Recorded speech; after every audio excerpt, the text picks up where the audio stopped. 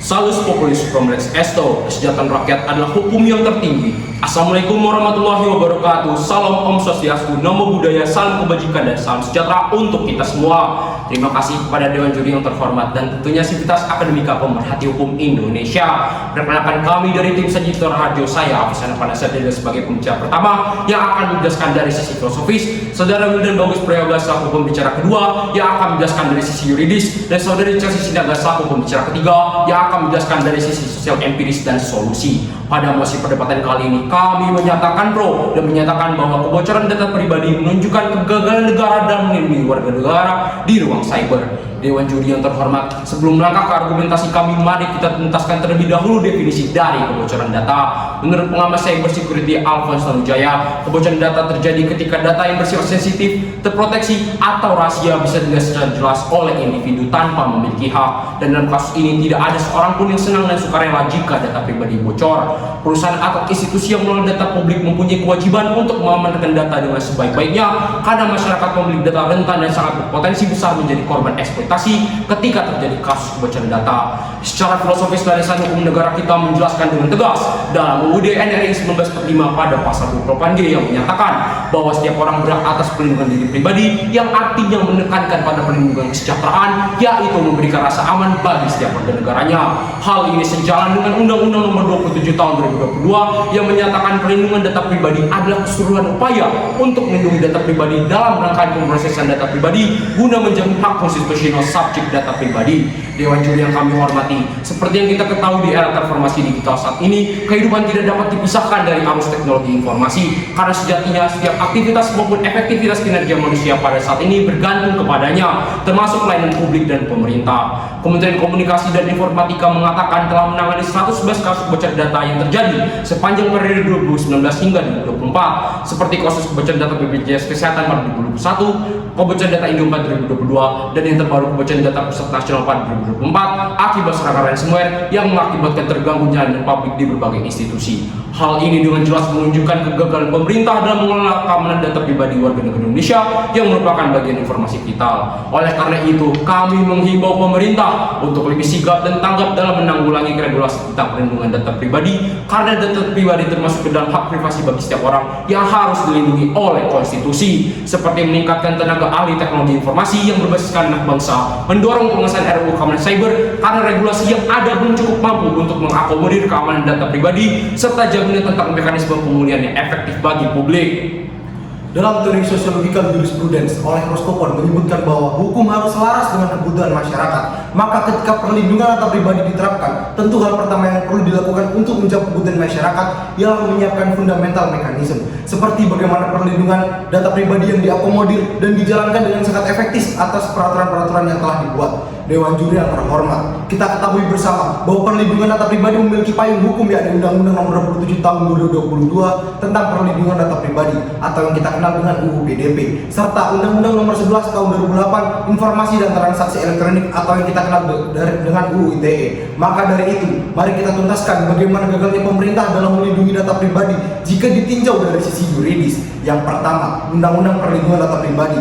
UU ini dibuat untuk melindungi privasi dan keamanan data pribadi setiap individu. Undang-undang ini mengatur hak subjek data pribadi yang harus diperhatikan oleh korporasi atau pemerintah untuk melaksanakan fungsi pengendali dan pemrosesan data pribadi hingga sanksi administratif.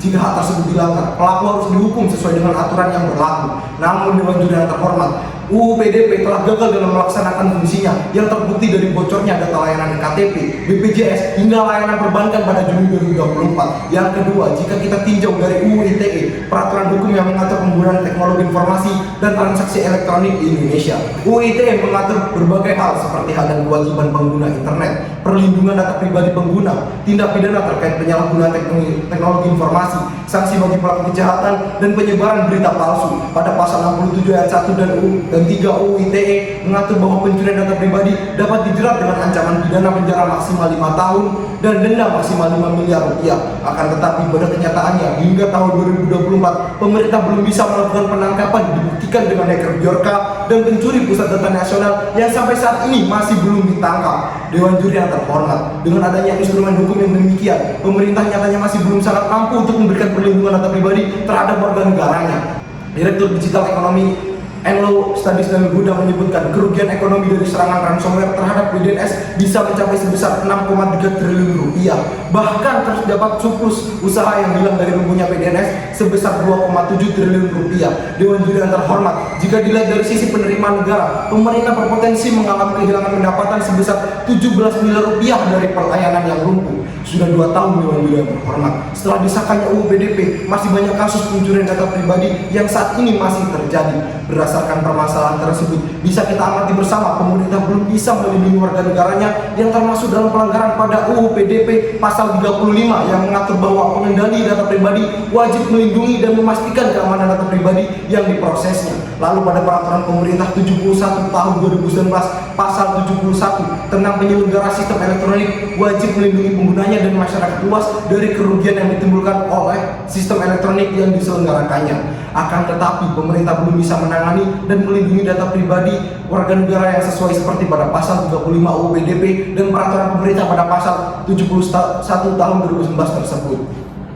Gagalnya pemerintah dalam melindungi data pribadi sangat jelas pada kasus peretasan data pribadi pada Juni 2024 yang melumpuhkan sistem pemerintahan mulai dari data Kementerian Pendidikan, Kemenkominfo hingga ancaman hacker senilai 131 miliar. Padahal UU PDP telah disahkan di Indonesia sejak tahun 2022. Hal ini tentunya sangat menunjukkan bahwa pemerintah sangat tidak mampu untuk melaksanakan amanat konstitusi dalam perlindungan data pribadi. Melanjutkan argumentasi pembicara pertama dan pembicara kedua tim kami, saya akan memberikan data dan solusi yang komprehensif. Pencurian, penjualan, dan penyalahgunaan data pribadi merupakan pelanggaran hukum karena sejatinya perlindungan data pribadi warga negara merupakan kewajiban dan tanggung jawab pemerintah sesuai dengan amanat konstitusi. Dewan Juri yang terhormat, dari beberapa kasus yang terjadi, data tersebut diretas kemudian diperjualbelikan di situs Red Forum. Namun, hal yang bisa dilakukan oleh pemerintah kerap kali hanya memblokir situs dan belum menindak tegas terkait pelanggaran atas kebocoran data. Padahal, seharusnya kita dapat menghentikan kasus serupa terjadi dengan melakukan upaya preventif dan represif, salah satunya regulasi hukum yang kuat. Dewan Juri yang terhormat, kurangnya peraturan perlindungan data yang efektif di Indonesia telah menyebabkan banyak insiden kebocoran data yang menyoroti kerentanan informasi pribadi di dunia digital. Pelanggaran ini tidak hanya melanggar hak privasi individu, namun juga menimbulkan ancaman terhadap keamanan nasional. Akibat keteledoran dan kecerobohan negara, hal ini sangat menunjukkan bahwasannya negara gagal dalam melindungi data pribadi masyarakatnya dapat dilihat dari banyaknya kasus kebocoran data pribadi yang ada di Indonesia yang selalu meningkat dari tahun ke tahun. Yaitu yang pertama, menurut data dari Kementerian Komunikasi dan Informasi, sejak 2019 sudah ada 79 kasus terjadi pencurian data di dalam negeri. Yang kedua, pada Mei 2020 kebocoran data terjadi lagi pada BPJS Kesehatan yang menyebabkan sebanyak 279 juta data pribadi masyarakat tersebar. Yang ketiga, berdasarkan data BSSN atau Badan Sandi dan Cyber Nasional pada periode Januari sampai Mei 2021, jumlah kasus serangan mencapai 448 juta, di mana peretas akun dominasi oleh sektor pemerintahan yakni 16.233 akun. Untuk kejahatan cyber sendiri, kepolisian mencatat sebanyak 3.500 laporan kasus kejahatan cyber sampai akhir Maret 2021. Yang keempat, pada 2022 data SIM card masyarakat Indonesia yang dijual pada saat itu diklaim sebagai ulah hacker Bjorka. Bahkan kabarnya ada 1,3 miliar data pendaftar SIM card. Yang kelima, pada 14 Juli 2023 ada kebocoran sebanyak 330 juta data Dukcapil diunggah di situs British Forum yang mengklaim adalah RRR. Yang keenam, pada 23 Juni 2024 lalu, Pusat Data Nasional atau PDN diretas oleh Cyber Justice Ransom dengan nama Brain Chipa. Serangan ini dimulai dengan mengekspresikan data-data penting PDN dan pelaku menuntut tebusan sebesar 8 juta USD atau sekitar 131 miliar rupiah untuk memilikannya. Dewan Juri yang terhormat, dari kasus ini membuktikan tidak ada hal yang signifikan dilakukan pemerintah yang membuat masyarakat merasa dilindungi. Bahkan data menurut universitas bergengsi di dunia, yaitu MIT, menyatakan bahwasanya ada 20 negara yang perlindungan data negara yang termasuk Indonesia mendapatkan urutan terendah dengan perlindungan keamanan yang hanya 3,4%. Bahkan dinilai buruk sekali dalam menjaga keamanan data negaranya. Dewan Juri yang terhormat, untuk hal itu pemerintah harus melakukan strategi yang perlu dibentuk dalam suatu rencana besar atau master plan, tim kami membagi dalam dua solusi, yaitu solusi preventif dan represif. Antara lain, solusi preventif yang pertama, pemerintah harus lebih memperhatikan dan meningkatkan kemampuan SDM anak bangsa sebagai tenaga ahli teknologi informasi untuk menjaga keamanan data pribadi warga negara Indonesia. Yang kedua, pemerintah juga harus melakukan penguatan fungsi lembaga cyber negara untuk mengawasi keamanan perlindungan data pribadi. Yang ketiga, pemerintah harus dengan tegas mendorong pengesahan RUU keamanan cyber karena regulasi yang ada belum cukup mampu untuk mengakomodir keamanan data pribadi. Solusi represif. Yang pertama, pemerintah perlu melakukan penentuan evaluasi ancaman threat dan kelemahan atau vulnerabilities sistem elektronik infrastruktur strategis di Indonesia. Yang kedua, pengelolaan sumber daya, khususnya manusia, teknologi, serta penelitian dan pengembangan guna untuk penguatan keamanan cyber dan pertahanan cyber. Yang ketiga, meningkatkan dan meregulasi pembangunan dan pengembangan sistem keamanan cyber dan pertahanan cyber semesta. Ubi jus ibi remedium, di mana ada hak, di sana ada kemungkinan menuntut, memperolehnya atau memperbaikinya jika hak tersebut dilanggar. Terima kasih. Dewan Juri yang terhormat, tibalah saatnya kita di penghujung argumentasi kami.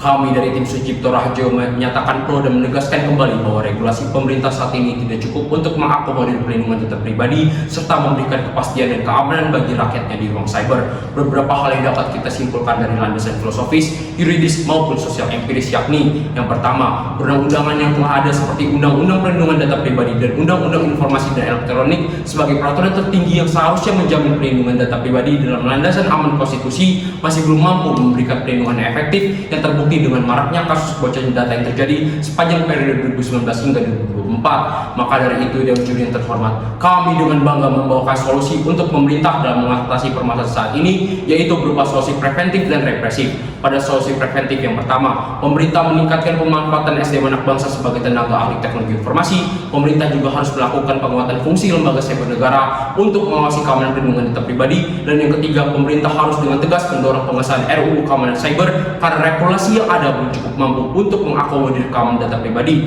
Dan pada solusi represif yang pertama, pemerintah perlu melakukan penentuan dan evaluasi ancaman dan kelemahan sistem elektronik infrastruktur strategis Indonesia, memberikan sanksi administratif kepada pihak penyelenggara yang gagal melindungi data pribadi seperti korporasi dan lembaga negara sebagai bentuk untuk memberikan efek jerah. Yang ketiga, pembangunan dan pengembangan sistem keamanan cyber dan pertahanan cyber semesta. Sekian argumentasi dari kami. Fiat Justitia Ruot Kolum, sekalipun esok langit akan runtuh, meski dunia akan musnah, atau walaupun harus mengorbankan kebaikan, keadilan harus tetap ditegakkan. Wassalamualaikum warahmatullahi wabarakatuh. Salam Om Sati Sati Om Namo Buddhaya.